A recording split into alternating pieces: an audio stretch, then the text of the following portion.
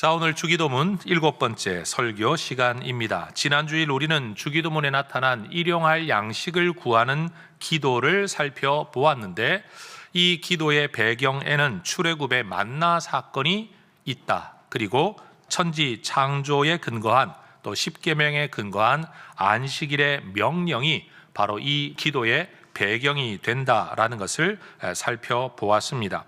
오늘 설교에서는 우리가 우리에게 죄 지은 자를 사하여 준 것 같이 우리 죄를 사하여 주시옵고 라는 기도 문장에 대하여 그 의미를 살펴보도록 하겠습니다. 복음서는 그 기록된 대상이 조금씩 다릅니다.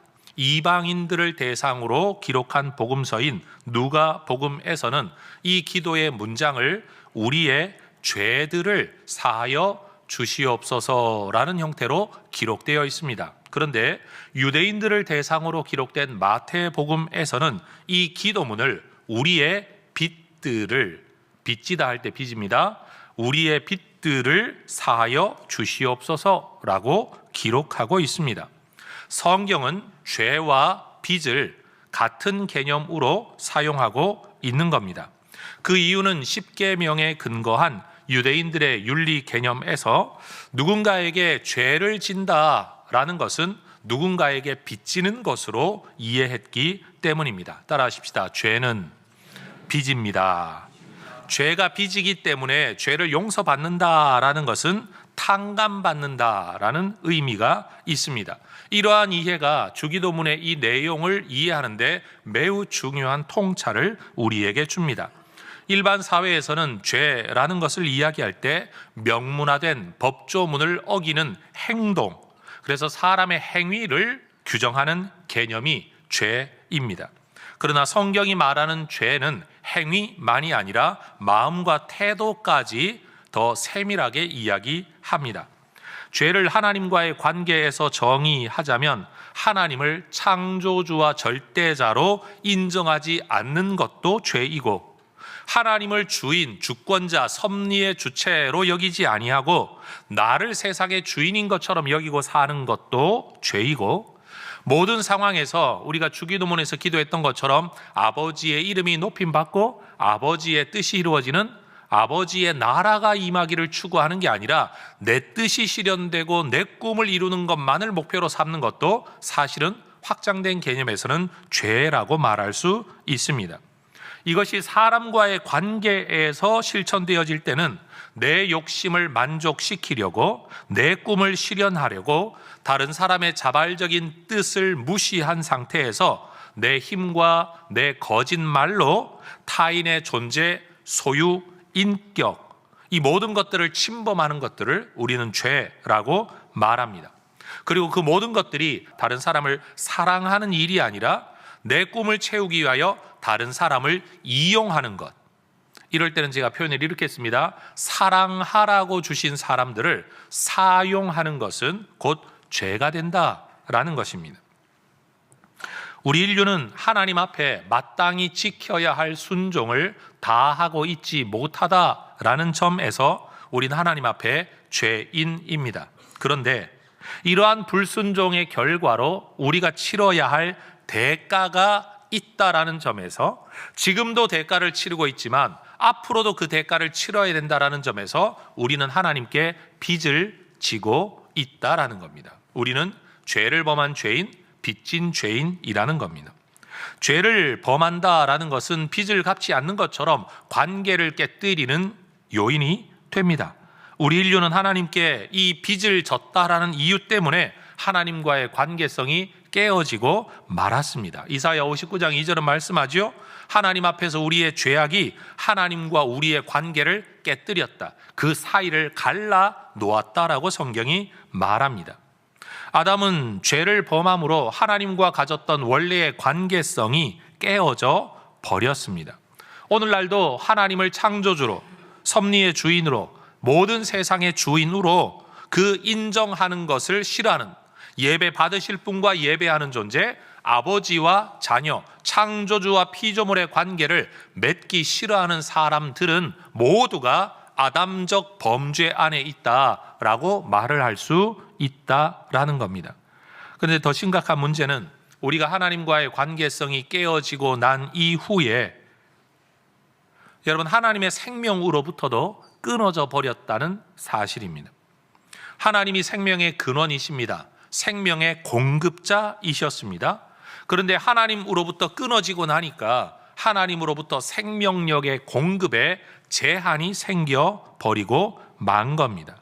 하나님이 인간에게 허락하신 그 은혜, 허락하신 삶이 얼마나 아름답고 귀한 것인가를 보여주는 실물 모델이 에덴 동산이었습니다. 그러나 하나님과 관계가 깨어진 인간은 에덴 동산에서 내어 쫓기고 말았습니다. 하나님과 바른 관계 맺기를 거절하고 하나님 앞에 범죄하고 하나님께 빚을 지고 하나님과의 바른 관계에서 벗어나게 되면 하나님께서 베푸셨던 모든 은혜로부터도 끊어진다는 사실이에요.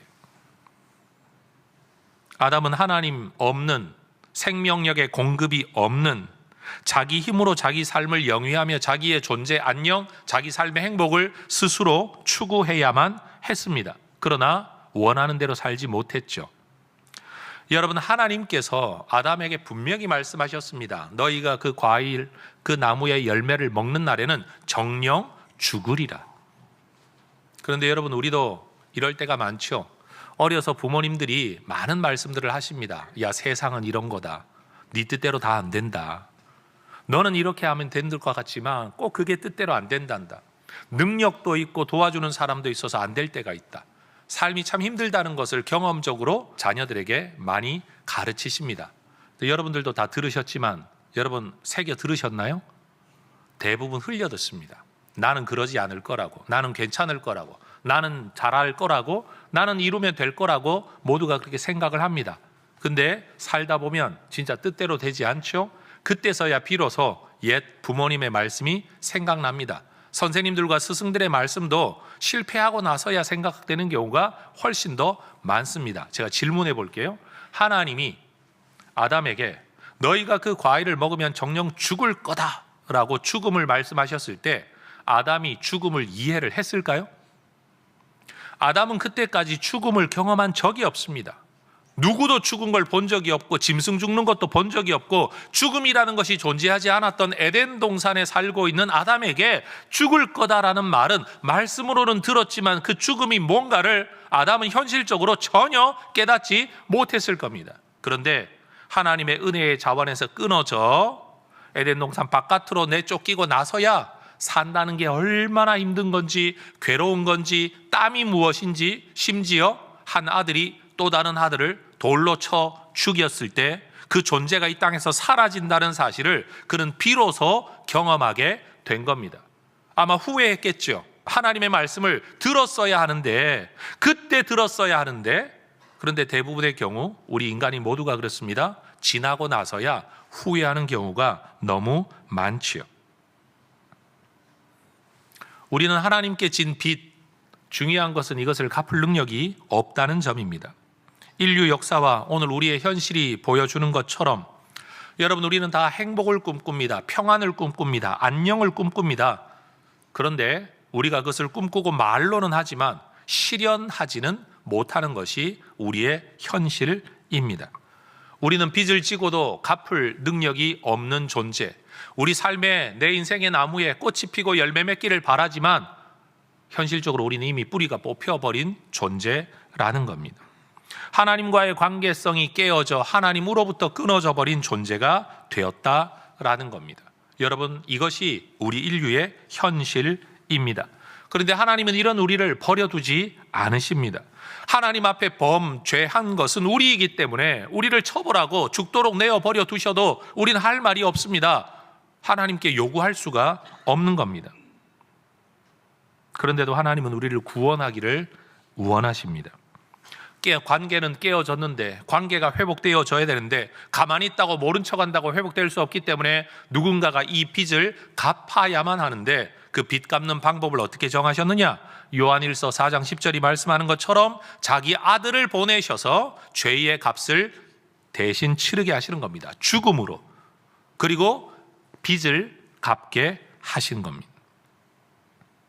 여러분, 우리는 이 빚을 갚을 능력이 없는데 예수님이 이 대가를 대신 치르심으로써 요한일서 1장 9절이 말하는 것처럼 우리의 모든 불의에서, 우리의 모든 죄에서 우리를 깨끗게 하시는 분이 예수님, 바로 그분의 십자가 사건이라고 성경은 말합니다. 우리 죄에 대하여 내려질 심판을 사실 우리는 지금 다 알지 못합니다. 자, 질문합니다. 대답하십시오. 지옥 다녀오셨습니까? 죽음 이후에 있는 영원한 예수님의 심판을 경험해 보셨습니까? 성경은 그것을 말하고 있지만 우리는 누구도 경험한 적이 없습니다. 그래서 여러분, 예수를 믿지 않는 사람, 성경을 모르는 사람, 교회 밖에 있는 사람들은 이런 이야기를 하면 택도 없는 소리, 네가 가봤냐? 라는 이야기를 합니다. 그러니까 모르는 거죠. 모르기 때문에 예수도 믿지 않습니다. 믿지 않는 것이 당당합니다. 문제가 되지 않습니다. 있을지 없을지도 모르는 일이라고 이야기를 합니다. 그래서 여러분, 지금 이 땅을 살아가면서도 우리는 내가 치러야 될 대가가, 내가 갚아야 할 빚이 얼마나 큰 것인가를 전혀 모르고 우리는 살아가고 있는 겁니다. 근데 하나님은 그것을 이미 다 아십니다. 그래서 우리가 그것을 갚을 능력이 없다는 것을 아시고 대신 갚아 주시는 겁니다. 요한일서 1장 7절은 분명히 말씀하죠. 예수의 피만이 우리를 모든 죄에서 깨끗하게 하신다라고 말입니다. 그러니 여러분, 우리가 이 문제를 해결할 수 있는, 빚진 문제를 해결할 수 있는 길은 이 빚을 대신 갚아주시는 예수님을 믿는 믿음, 예수님의 십자가 사건이 있었다, 이게 아니라 그 십자가 사건이 나를 위한 것이라는 것을 믿는 믿음이 우리를 모든 죄에서 깨끗하게 하고 우리의 모든 빚을 갚아주는 줄로 믿습니다. 그러니 여러분, 우리의 용서는 오직 예수 이름 안에서만 옵니다. 예수 십자가 안에서만 옵니다. 구원을 왜 예수를 믿어야만 구원을 받느냐 하면, 여러분, 우리의 죄 문제를 갚아주시는 분이 예수님 뿐이시기 때문입니다. 종교적인 노력으로 구원을 얻을 수 있다고 한다면, 여러분, 내 종교적인 노력이 내 빚을 다 갚는 것이어야 되는데, 과연 우리의 죄가 과연 내가 갚을 수 있는 역량의 것이냐? 이 질문이 매우 중요합니다. 세상에 많은 종교가 있지만, 그래서 기독교인들 일컬어 배타적이다, 독단적이다 라고 이야기를 하지만, 어떻게 다른 종교들은 다 함께 살자고 하는데 기독교만 니네들이 진리라고 이야기하느냐라고 기분 나쁘게 이야기들을 하지만, 여러분, 이것은 진리의 문제입니다. 우리의 죄 문제가 어떻게 해결되느냐라는 거예요. 공덕을 많이 쌓는다고 해가지고 우리의 죄 문제가 해결이 되냐라는 거죠. 30년, 40년, 50년을 연부를 하면 우리의 죄 문제가 해결이 완전히 되느냐라는 거예요. 되지 않는다는 것을 우리 너무 잘 알아요. 아니, 예수 믿고 70년, 80년을 살면, 여러분, 그 노인이 되었을 때 나는 죄를 안 범할까요? 예수 믿고 살아서 죄가 사라진다라고 말할 때는 예수님 때문에 사라지는 거지, 내가 신앙생활을 통해 여러분 덕성을 쌓아서 죄가 없어지는 게 아니라는 사실이에요. 그래서 오늘 예수 믿은 사람도, 수십 년 예수 믿은 사람도 우리가 구원받는 길은 예수 외에는 없다라고 우리가 말을 하는 거죠.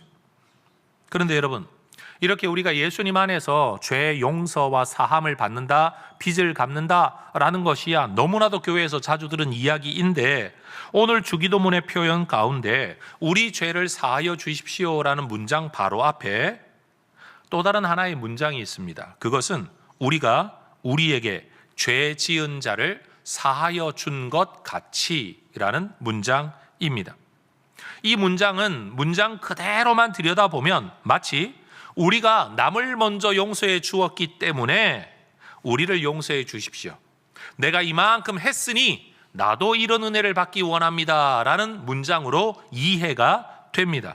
그런데 만약 우리가 그런 의미로 이 주기도문을 기도한다면 오늘 이 자리에서 죄 용서 받을 수 있는 사람 누가 있을까요? 아니, 용서 많이 했겠죠. 그런데 우리 마음 한자리에는 누구나, 저를 포함한 누구나 용서가 안 되는 누군가가 우리 마음속에 있다라는 것을 잘 압니다. 먼 이야기 하지 않겠습니다. 여러분 마음속에 배우자 다 용서 못하고 있잖아요.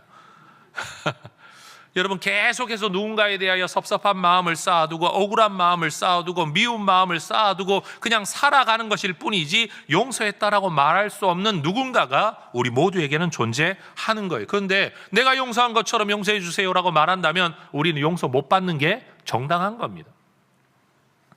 이 구절을 이해하려면 주기도문의 용법 안에서 이해를 해야 합니다. 우리는 앞부분에서 주기도문을 살펴볼 때 뜻이 하늘에서 이루어진 것 같이, 땅에서도 이루어지기를 원한다라는 기도를 한 적이 있습니다. 따라하십시다. 같이. 다시요. 같이. 하나님의 뜻이 하늘에서 이룬 것처럼 땅에서도. 그렇죠? 그런데 이 같이라는 단어가 이 죄용서의 본문에도 그대로 들어와 있는 거예요. 우리가 우리에게 죄 지은 자를 사하여 준 것 같이. 그러면 이 두 개의 표현은 같은 개념에서 설명하는 게 옳을 겁니다. 이것은 같은 방식으로 라는 의미를 가지고 있어요. 이런 해석의 통일성 안에서 보면 이 구절은 내가 남을 용서한 사실에 근거해서 나를 용서해 달라라는 것이 아니라 오히려 그 반대 개념이에요. 주님이 나를 용서해 주신 것처럼 그 같은 방식으로 나도 남을 용서할 수 있기를 원합니다 라는 의미를 담고 있는 문장이라는 거예요. 그런데 여러분, 주기도문이 13절에서 끝나는데, 마태복음 6장 13절에서 끝나는데 14절과 15절에 보면 오늘 본문에 나타난 죄 용서에 대한 가르침이 한 번 더 반복되어진다는 것을 알 수 있습니다. 같이 한번 읽어볼까요? 너희가 사람의 잘못을 용서하면 너희 하늘 아버지께서도 너희 잘못을 용서하시려니와 너희가 사람의 잘못을 용서하지 아니하면 너희 아버지께서도 너희 잘못을 용서하지 아니하시리라. 다시 말합니다. 이 구절 그대로 해석을 한다고 한다면 여러분, 이 땅에서 죄 용서 받을 수 있는 사람 아무도 없습니다. 주기도문 안에서나 이 구절 안에서나 여러분, 주님이 우리에게 가르치시는 바가 뭐냐? 항상 남을 용서하라는 가르침 안에는 뭐가 포함되어 있냐? 너희가 용서받았다는 사실이 전제되어 있어요. 내가 남을 용서해야 된다는 이야기 속에는 내가 하나님께 용서받아야 된다는 이야기가 항상 짝을 이루어 나오고 있다는 거예요. 세트라는 거예요. 그저 남 용서해라. 여러분, 이건 어떤 종교에서나 이야기하는 도덕이고 윤리입니다. 모든 종교가 용서하는 삶에 대한 이야기를 합니다. 그런데 기독교, 성경 안에서 가르치면 항상 용서하라는 삶에 뭐가 따라오는가 하면 네가 용서받았다 또는 너도 용서받아야 할 사람이다, 이 가르침이 짝을 이루어 나온다는 사실을 주목해야 된다는 거예요. 그럼 이 용서의 개념을 더 잘 설명하는 성경의 본문이 하나가 있어요. 예수님께서 스스로 죄 용서에 대한 가르침을 우리에게 알려주시려고 하나의 지어낸 이야기, 예화의 이야기를 들려주신 적이 있습니다. 마태복음 18장 23절 이하예요. 저는 이것을 제가 풀어서 설명하기보다는 성경 본문을 여러분과 함께 그대로 읽어보기를 원합니다. 자, 마태복음 18장 23절에서 35절 같이 한번 읽어보도록 하겠습니다. 그러므로 천국은 그 종들과 결산하려 하던 어떤 임금과 같으니 결산할 때에 10,000달란트 빚진 자 하나를 데려오매 갚을 것이 없는지라. 주인이 명하여 그 몸과 아내와 자식들과 모든 소유를 다 팔아 갚게 하라 하니 그 종이 엎드려 절하며 이르되 내게 참으소서 다 갚으리이다 하거늘 그 종의 주인이 불쌍히 여겨 놓아 보내며 그 빚을 탕감하여 주었더니 그 종이 나가서 자기에게 100데나리온 빚진 동료 한 사람을 만나 붙들어 목을 잡고 이르되 빚을 갚으라 하며 그 동료가 엎드려 간구하여 이르되 나에게 참아 주소서 갚으리이다 하되 허락하지 아니하고 이에 가서 그가 빚을 갚도록 옥에 가두거늘 그 동료들이 그것을 보고 몹시 딱하게 여겨 주인에게 가서 그 일을 다 알리니 이에 주인이 그를 불러다가 말하되 악한 종아, 네가 빌기에 내가 너의 빚을 전부 탕감하여 주었거늘 내가 너를 불쌍히 여김과 같이 너도 너의 동료를 불쌍히 여김이 마땅하지 아니하냐 하고 주인이 노하여 그 빚을 다 갚도록 그를 옥졸들에게 넘기니라. 너희가 각각 마음으로부터 형제를 용서하지 아니하면 나의 하늘 아버지께서도 너희에게 이와 같이 하시리라. 자, 따라하십시다. 이와 같이. 다시요. 이와 같이. 내가 너를 불쌍히 여김과 같이 너도 너의 동료를 불쌍히 여김이 마땅하지 아니하냐. 이와 같이. 그러니 여러분, 용서의 개념에서는 항상 이와 같이, 이 개념이 성경에서 계속 반복되고 있는 겁니다. 우리도 주기도문에서 기도하는 게 뭡니까? 이와 같이입니다. 비록 순서가 우리의 용서가 먼저 나오긴 하지만 그 의미로 보면 주님이 우리를 용서해 주신 것처럼 이와 같이 우리도 용서하기를 원합니다. 이것이 우리의 기도여야 된다, 서약이어야 된다, 삶의 윤리와 방향성이어야 된다는 것을 성경이 가르치고 있는 겁니다. 우리가 하나님 나라 백성이 될 때, 예수 공동체 교회가 될 때 하나님은 우리를 이미 용납해 주셨습니다. 품어 주셨습니다. 용서해 주셨습니다. 네가 예수 믿고 사는 꼬락서니를 보고 용서해 줄지 말지를 결정하겠다, 그러지 않으셨다는 겁니다. 이미 용서해 주셨어요. 사실 이 용서라는 개념, 죄 사함이라는 개념은 너무너무 중요한데요, 여러분 생각해 보십시오. 모든 죄를 용서해 줬다라고 말씀할 때 질문해 볼게요. 하나님이 아시는 모든 죄와 우리가 알고 있는 모든 죄, 뭐가 더 클까요? 이해가 덜 되시나요? 다시 질문 드려 볼게요. 성경이 너희의 모든 죄를 용서했다고 말씀하실 때 하나님이 알고 계신 모든 죄와 우리가 알고 있는 모든 죄 가운데 뭐가 더 클까요? 우리가 인정하는 죄하고 하나님께서 보시는 죄하고 뭐가 더 클까요? 바로 그거예요. 성경은요, 내가 인정하는 죄 그것만 용서하신 게 아니고, 더 말하면 내가 회개한 죄만 용서하신 게 아니고, 내 과거의 죄만 용서하신 게 아니고 이미 모든 죄를 용서하셨다는 거예요. 1만 달란트를 빚졌다는 예수님의 말씀을 묵상을 해보면, 아, 예수님도 조크를 잘 하시는구나 라는 생각이 듭니다. 1만 달란트, 이거는 무게 단위예요, 달란트는. 근데 이 1만 달란트를 돈 단위로 바꾸면 6천만 데나리온이에요. 데나리온은 하루 품삯 1당이 한 데나리온이에요. 그러면 6천만 데나리온을 연봉으로 계산하면 16만 년 연봉이에요. 아니, 사람이 뭐 얼마나 살길래 여러분 빚을 이렇게 질 수 있는 사람, 여러분 16만 년어치 빚 져본 적 있으세요? 예수님이 우리가 용서받은 게 얼마나 큰가를 말씀하시려고 너 16만 년치 연봉 용서했다 말씀하시는 거예요. 근데 이 사람이 누군가에게 돈을 빌려줬는데 얼마를 빌려줬냐? 여러분 100데나리온이에요. 100일치 1당. 우리로 따지면 많이 쳐도 4개월치 월급이에요. 여러분 16만 년 연봉하고 4개월치 월급하고 지금 예수님께서 비교하고 계신 겁니다. 여러분, 우리가 받은 은혜가 얼마나 큰 것인가를 알게 되면 남에게 조금 더 여유로워질 거라고 생각을 합니다. 그런데 내가 받은 게 크지 않다라고 생각할수록 내가 남에게 베푸는 것도 인색할 수밖에 없는 게 사람인 것 같아요. 그런데 남을 용서해야 된다라는 성경의 가르침을 우리가 읽을 때마다 꼭 우리는 희한하게도 그렇지 용서해야지 하면서도 그래도 절대 이놈만은 안 돼 하는 누군가가 꼭 떠올라요. 지워지지 않는 누군가가 희한하게 사람마다 다 있어요. 그래서 성경은 내가 남을 용서해야 된다라는 책임감이나 부담감을 생각하기 이전에 항상 뭘 짝으로 이야기하는가 하면 네가 어떤 용서를 받았는지 이걸 먼저 생각하게끔 우리에게 말씀하고 계시다는 거예요.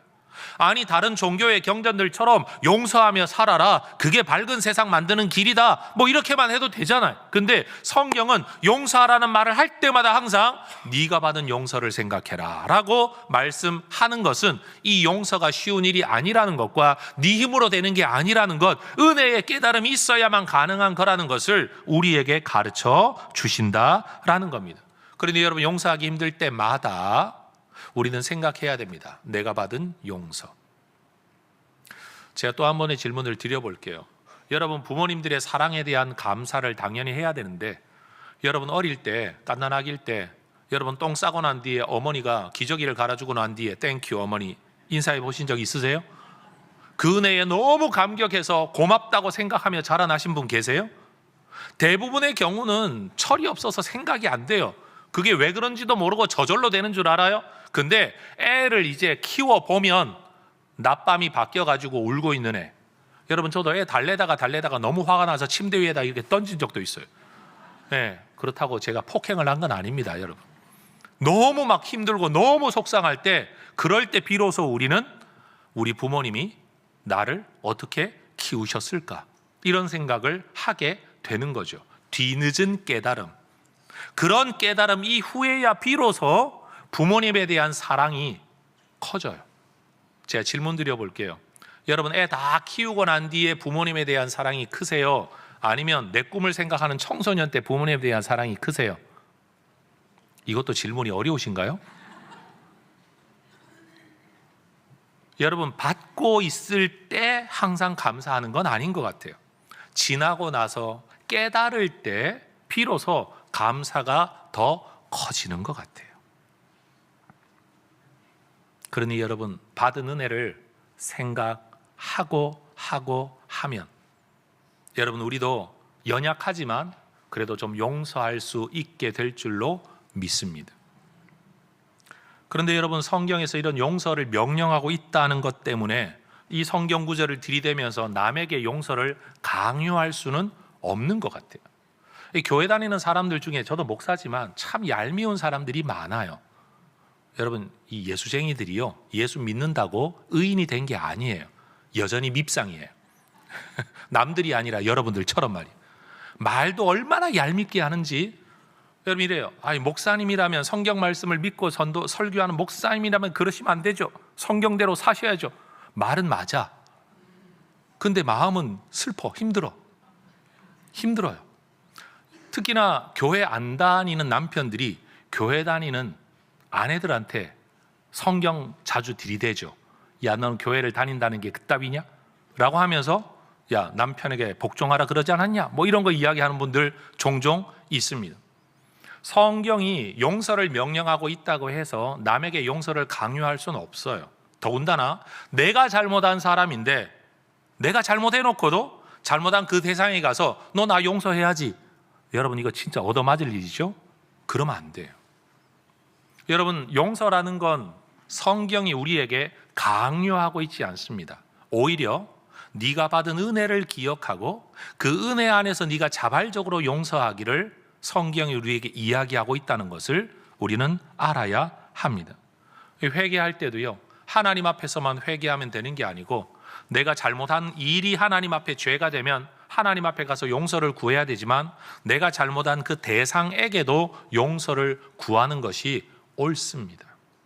여러분, 우리 예수 믿는 사람, 특별히 우리 혜성의 가족들이 이런 회개, 이런 용서를 구할 줄 아는 그런 하나님의 사람들 되시기를 축복합니다. 하나님께도 용서받아야 되고 사람에게도 우리는 용서를 받아야 합니다. 그런데 용서해야 되는 줄 아는데도 용서가 안 되잖아요. 그래서 우리는 주기도문을 하는 거예요. 주여, 내가 다른 사람이 나에게 잘못한 것을 용서해 준 것처럼 나도 용서하게 하옵소서. 이 기도를 할 때 양심의 가책이 없는 사람이 누가 있을까요? 예수님은 바로 이것을 우리에게 기도하라고 하는 겁니다. 주님이 나를 불쌍히 여기신 것처럼 나도 누군가를 불쌍히 여길 수 있도록 주님 힘을 주십시오. 여러분, 만약 이게 저절로 되는 거라면 기도할 이유가 없잖아요. 안 되니까 기도하는 거예요. 어려우니까 기도하는 거라고요. 하나님께서 이 땅에 계실 때 제자들에게 주셨던 많은 말씀 가운데 핵심이 되는 두 개의 명령이 있습니다. 교회에서는 이것을 대계명과 대사명이라고 말하는데, 대계명이라고 일컬어지는 말씀, 예수님이 말씀하죠. 어떤 계명이 크냐 하면 하나님 사랑해라, 이웃 사랑해라, 이 말씀이에요. 그런데 이것도 한 단어로 붙이면 둘 다 사랑이죠. 사랑의 명령, 대계명. 또 하나가 예수님이 승천하시기 전에 우리에게 주셨던 대사명이에요. 해야 할 일, 그게 뭐냐? 제자 삼아라. 그리고 말씀을 가르쳐 지키게 하라 라는 명령이에요. 우리는 마치 이 계명, 사랑의 계명은 우리의 윤리적 명령인 것처럼, 그 다음에 제자 삼으라는 명령은 사역의 명령인 것처럼, 선교 명령인 것처럼 우린 이해하기는 하지만, 여러분, 한 걸음 물러서서 오늘 주기도문의 본문 안에서 이 두 명령을 한번 묵상해 보세요. 복음을 전하고 제자 삼는다는 명령이 결국 뭡니까? 하나님과 화목하라라는 명령이에요. 예수님의 제자 되어 예수의 사람으로 하나님의 자녀로 살라, 하나님과의 화목을 이야기하라는 거예요. 그러면 대계명, 사랑의 명령은 뭡니까? 너도 하나님과 화목하고 네가 하나님 믿는 다른 사람들하고도 화목하게 살아라. 결국 대계명이나 대사명이나 한 단어로 뭉치면 화목에 대한 명령이라고 말할 수 있어요. 그래서 성경에서도 고린도후서 5장 18절이 뭐라고 말씀하는가 하면 우리를 자기와 화목하게 하시고 우리에게 화목하게 하는 직분을 주셨다. 직분이 뭡니까? 사명이라는 말이에요. 이미 하나님과 우리 사이를 화목하게 하실 뿐 아니라 우리도 누군가를 화목하게 하고 그들과 나도 화목하게 되는 이 사명을 주셨다라고 말씀하는 거예요. 그럼 화목하게 되는 길이 뭡니까? 바로 용서라는 사실이에요. 회개하고 용서하는 일이 있을 때 비로소 화목이 이루어지게 된다는 거예요. 일용할 양식에 대한 간구가 우리는 자원이 있어야만 살아갈 수 있는 존재인데 그 자원을 만들 능력이 내 안에 없다는 것을 인정하는 고백이라고 한다면, 죄 용서에 대한 간구는 우리는 용서를 받아야만 될 존재라는 인식과 함께 진짜 하나님이 원하시는 세상, 하나님의 창조 세상은 서로가 용서를 해야만 이루어질 수 있는 것이라는 것을 우리에게 깨우쳐 줍니다. 그래서 떡이 여러분 육체를 위한 일용할 양식이라고 한다면 용서는 영혼을 위한, 관계를 위한 일용할 양식이라고 말할 수가 있는 거죠. 그러니 우리는 이 주기도문을 통해 두 가지 사실을 확실하게 깨닫게 됩니다. 나도 용서가 필요하다. 나도 용서해야 한다. 나도 회개가 필요하다. 누군가가 회개하면 용서해라 라는 거예요. 그래서 여러분 고대 교회에서는 하나님 앞에서 죄를 고백하고 사죄의 확신이 선포되면, 오늘날 많은 교회들도, 우리 교회는 이렇게 하고 있지 않지만 많은 교회들이 이 초대교회의 예배 양식을 지키고 있어요. 이게 뭔가 하면 예배 순서 가운데 자기 스스로가 사죄의 기도를 하게 하고, 일정한 기도가 끝난 후에는 목회자가 여러분 사죄에 대한 선언이라고 해서 용서에 대한 확신의 성경 구절을 선포하는 일들이 공적 예배 안에 들어가 있는 교회들이 많이 있습니다. 그런데 이 전통은요 굉장히 오래된 성경적 전통이에요. 그걸 지켜왔던 이 고대 교회들 안에서는 이런 회개 기도와 사죄의 선언 뒤에는 성도들끼리 화해의 입맞춤을 하는 것이 예배 순서 안에 있었다고 합니다. 그래서 사도 바울의 편지를 보면 입맞춤이라는 단어가 종종 등장해요. 그건 바울이 혼자 했던 일이 아니라 교회들이 가지고 있었던 전통이라는 거예요. 그런데 이런 교회 공동체를 바깥에서 보았던 비난하는 사람들은, 이 그리스도인들은 남자 여자 따지지도 않고 아무하고나 입맞춤을 하는 굉장히 윤리적으로 타락한 공동체다라는 비난받는 이유가 되기도 했었습니다. 똑같은 이유 중에 하나는 여러분 성찬을 할 때마다 이것을 받아 먹으라 하고 이것은 내 살이니, 이걸 받아 마시라 이것은 내 피니, 이러니까요 교회 바깥에 있는 사람들은 예수 공동체를 인육을 먹는 사람들, 사람 피를 마시는 존재인 줄 알았었어요. 그러한 오해가 입맞춤에도 있었다라는 겁니다. 그러니까 욕하고 비난하려고 하니까 뭐든지 제대로 모르는 상태에서 비난했었다라는 거죠. 특별히 교부 가운데 한 사람이었던 오리겐이라는 사람은 이런 말까지 했어요. 입맞춤이 없다면 참된 예배가 될 수가 없다. 왜 그런 말을 했을까요? 입맞춤 자체의 의미가 있는 게 아니라 성도들 안에서의 화목, 하나님과 화목되는 것과 사람끼리 화목되는 것이 예배에서 정말 중요한 요소라고 강조했던 것이 교회의 전통이라는 사실이에요. 예수님도 말씀하시기를 마태복음 5장 23절과 4절에서 너희가 하나님 앞에 예물을 드리려고 할 때, 예배를 드리려고 할 때 누군가하고 사화해야 될, 화해해야 될 일이 있다면 예배 드리기 전에, 예물 드리기 전에 먼저 가서 화해하고 와서 예물을 드려라. 그래야 그게 진짜 예배가 되고 예물이 된다라는 거예요. 근데 오늘날 교회 안에서는 어떻게 하죠? 싸워놓고도 예배 드리면 예배 드렸다 그래요. 성도들끼리 싸워놓고도 이쪽에 앉고 저쪽에 앉아가지고 내가 그 인간 앉는 자리는 근처도 안 간다. 그러고는 옆자리에 앉아가지고 그러고도 난 예배 잘 드렸다고 생각하지만, 성경 가르침 그대로 하자면 먼저 사화하고 화해하고 예배를 드려야 진짜 예배가 된다. 그러니 여러분, 예수님의 가르침 안에서는 죄 용서와 회개가 얼마나 큰 자리를 차지하고 있는지를 우리는 알아야 되는 거죠. 그래서 고대 교회의 입맞춤의 화해의 양식, 전통은 오늘날 교회 공동체 안에서는 예배 전후로 성도들끼리 나누는 사랑의 나눔과 교제를 통해 실천되어지고 있습니다. 그래서 여러분은 좀 부담스러우시겠지만 제가 이렇게 말씀드려 볼게요. 공적 예배 의식에만 참여하고 집으로 돌아가는 분은 반쪽 예배를 드리는 거예요. 이 예배가 온전한 예배가 되려면 성도들과의 사랑의 교제, 입맞춤까지를 제가 요구하진 않겠습니다.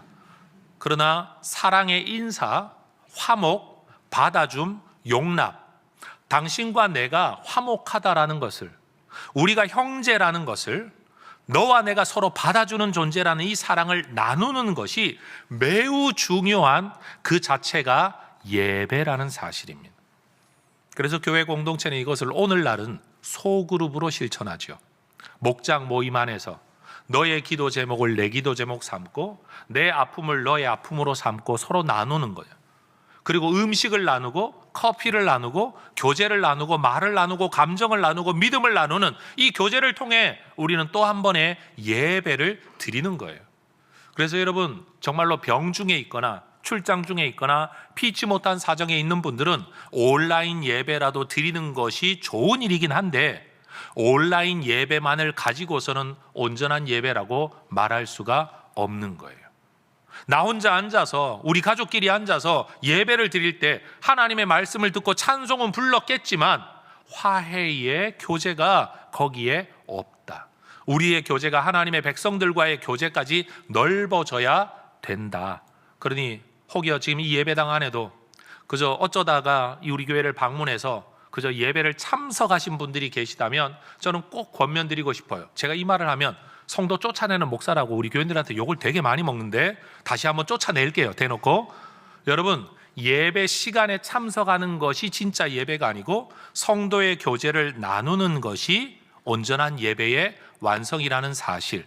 그러니 어떤 교회 공동체인가 반드시 소속하고 관계를 맺고 공적 사적 관계를 맺으면서 신앙생활을 지켜나가는 것이 진짜 신앙생활이라는 것을 저는 여러분들이 배웠으면 좋겠어요.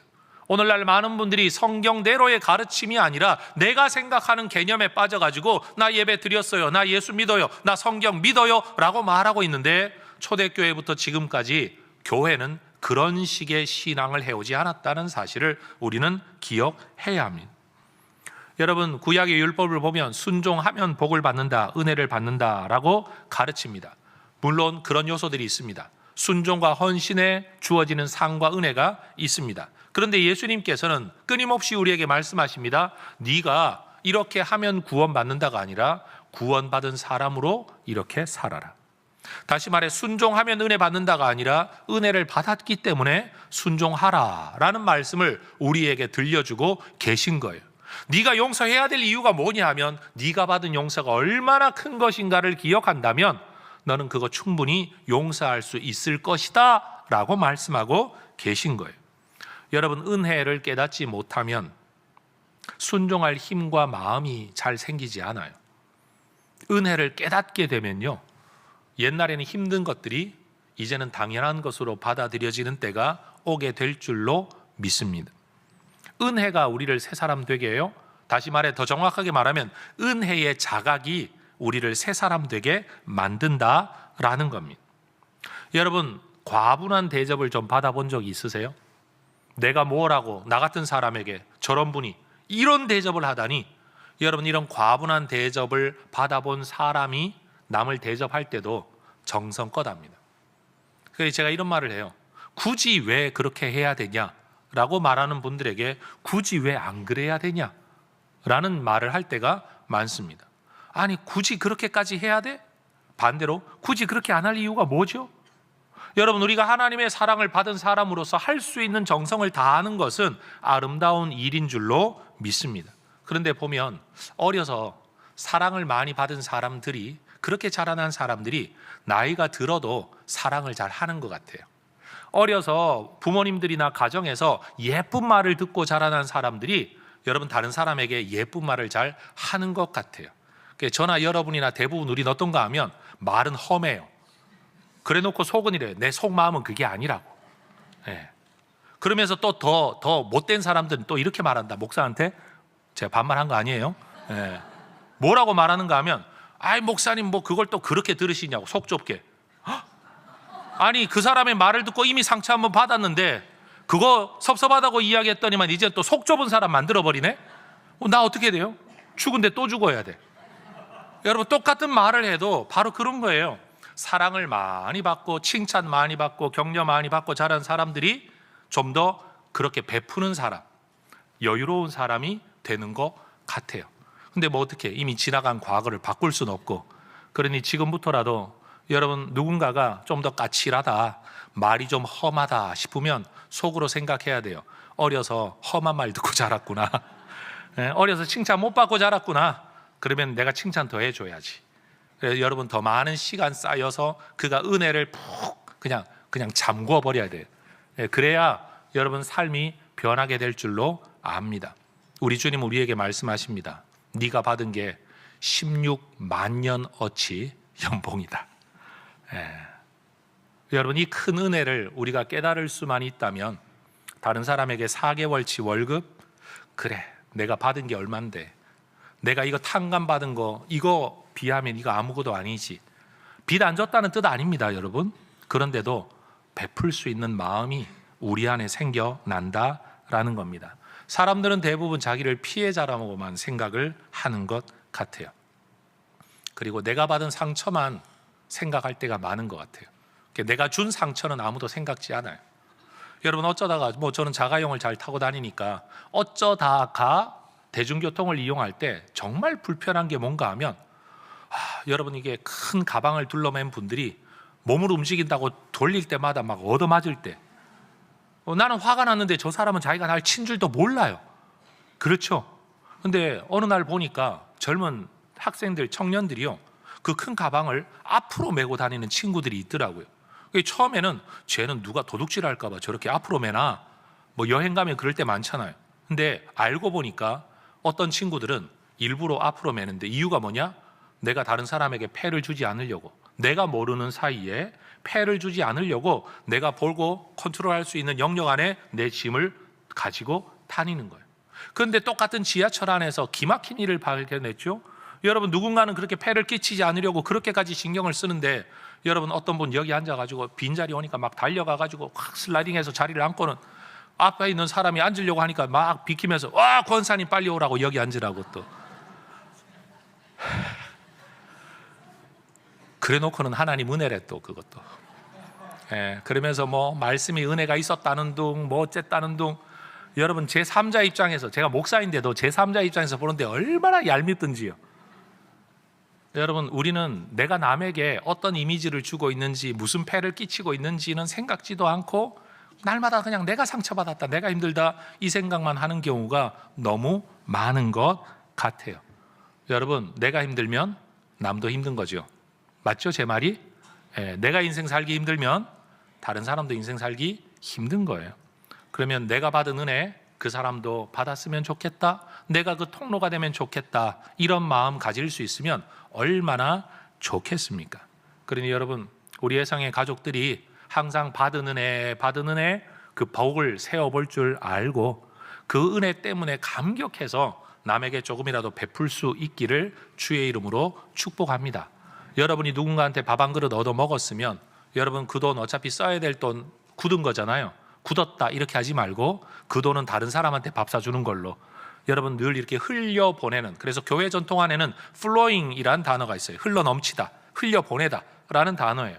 내가 받은 은혜를 누군가에게 계속 흘려보내는, 여러분 이런 문화가 만들어질 때 여러분 얼마나 우리의 삶이 복되고 아름답겠습니까? 우리가 받은 은혜 기억하며 남에게 은혜를 베푸는 사람들, 내가 용서받은 거 기억하며 남에게 용서하겠노라 결단하고 그게 잘 안 될 때 엎드려 기도하는 하나님의 사람들로 살아가시기를 주의 이름으로 축복합니다. 기도하겠습니다.